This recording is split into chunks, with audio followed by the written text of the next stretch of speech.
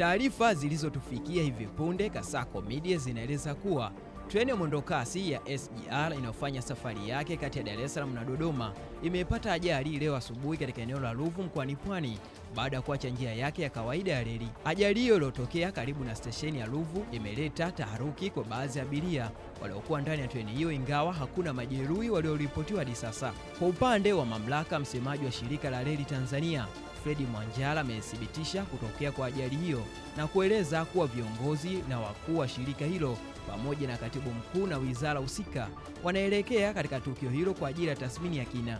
Mwanjala amesema taarifa kamili itatolewa na mara baada ya uchunguzi wa awali kukamilika. Kwa taarifa zaidi kuhusiana na tukio hili, basi endelea kutufuatilia Kasako Media katika kurasa zetu za mitandao ya kijamii, na nilokusogezea taarifa hii mimi Mohamed Defense.